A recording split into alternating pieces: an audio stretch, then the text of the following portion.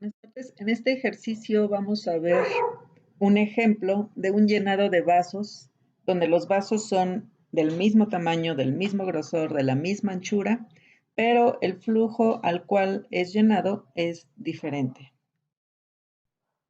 Nuestro ejercicio dice, observa las siguientes imágenes, es decir, los vasos. Imagina que cada una de ellas está conectada a una llave con salida de agua constante y desigual, como se muestra en la tabla. Observen que en la tabla, para el vaso número 1, en el momento 1 se llena primero la mitad, luego una tercera parte, luego una cuarta, una quinta y así sucesivamente. Para el vaso número 2 se llena en el primer momento la mitad, después una cuarta parte de lo que resta, una octava parte de lo que resta y así sucesivamente. Para el vaso número 3 se llena primero una tercera parte, después una sexta parte de lo que resta, una novena parte de lo que resta y así sucesivamente. ¿Qué es lo que pasa con el llenado del vaso? Observemos qué sucede en el primer momento. Observen la imagen, tengo mis tres vasos y en el primer momento el vaso 1 y el vaso 2 se llenan a la mitad. El vaso 3 solamente se llena una tercera parte. Ustedes para que realicen su actividad utilicen su regla, midan la distancia que tienen y esos centímetros divídanlo. En el caso 1 y 2, vaso 1 y 2, divídanlo en dos partes y en el vaso número 3, divídanlo en tres partes. Para el segundo momento de llenado del vaso del agua del vaso, podemos observar que en el vaso número 1, observen que ahí les marqué las líneas, no estarán perfectas, pero es una idea, de un color más o menos mostaza. En el primer vaso se llena una tercera parte. La parte que me resta del vaso por llenar lo divido en tres y solamente ocupé una tercera parte. Del segundo vaso se llena una cuarta parte, entonces lo dividí en cuatro y tomé solo una parte. Del quinto vaso se llena una sexta parte y solamente lo dividí en 6 y tomo una. Para el tercer momento de llenado del vaso, observemos que para el primer vaso lo dividimos en 4 partes y solamente tomo una. Para el segundo vaso lo divido en 2, 4, 6, en 8 partes y tomo una. Y para el tercer vaso lo divido en 2, 4, 6, 8, en 9 partes y tomo una. E ilumino el área que corresponde a su llenado.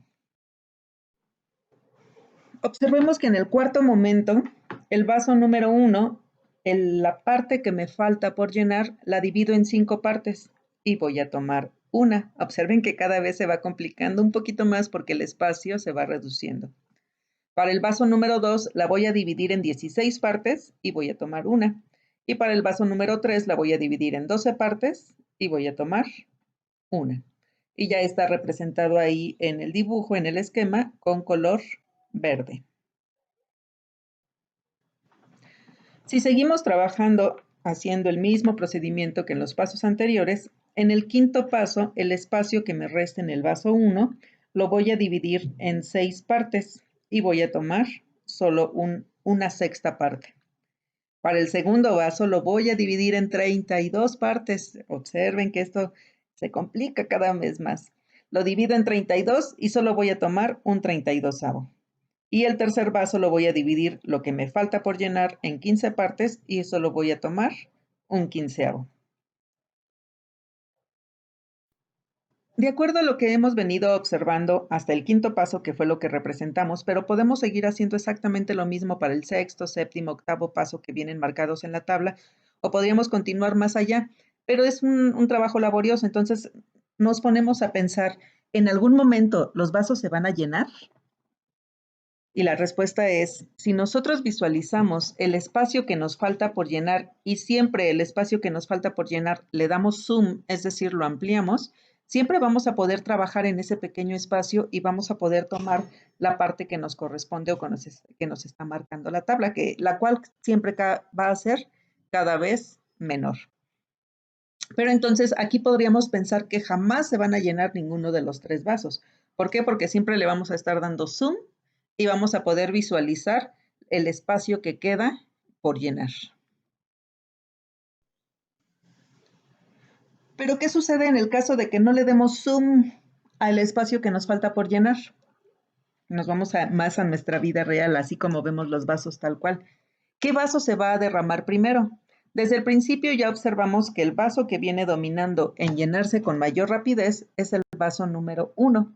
Entonces podemos pensar que el vaso número 1 es el que se va a derramar primero, ya que su llenado está determinado por la función 1 entre n. Mientras más grande sea n, es más pequeño el espacio que vamos a llenar. Es decir, comenzamos llenando la mitad del vaso, después una tercera parte, una cuarta, una quinta, una sexta, una séptima, y así nos vamos a ir.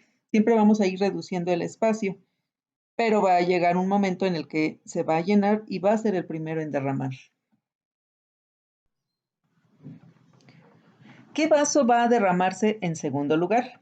Lo mismo, podemos observar nuestras gráficas y en la gráfica podemos ver que el vaso que va a derramar en segundo lugar va a ser el del medio y su función de llenado está determinado por 1 entre 2 a la n. Cuando n vale 1, estamos hablando solamente de números reales, naturales. Si n vale 1, va a llenar un medio, que fue lo que llenamos en el primer momento. Si n vale 2, va a llenar un cuarto. Si n vale 3, va a llenar un octavo. Si n vale 4, va a llenar un 16avo y así sucesivamente. Observen que igual que en el ejemplo anterior, el espacio se va reduciendo, pero siempre vamos a ir llenando, aunque es mínima la cantidad, pero vamos a ir llenando. Vamos a tardar mucho, pero después de tantos intentos, el vaso número 2 o el vaso de en medio sería el segundo en derramar.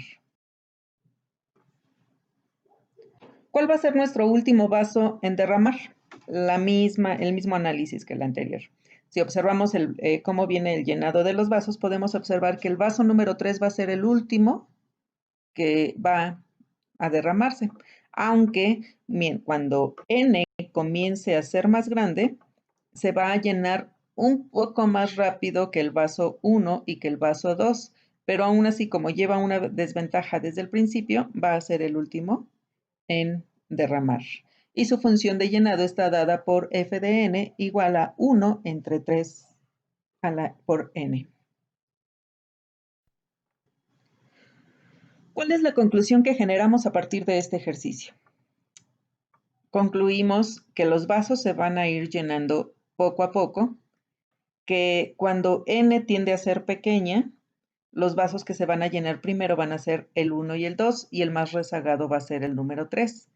Pero cuando n comienza a ser más grande, el vaso número 3 va a agarrar un poco de mayor rapidez. ¿Por qué? Porque observen que el vaso número 2 está trabajando con potencia.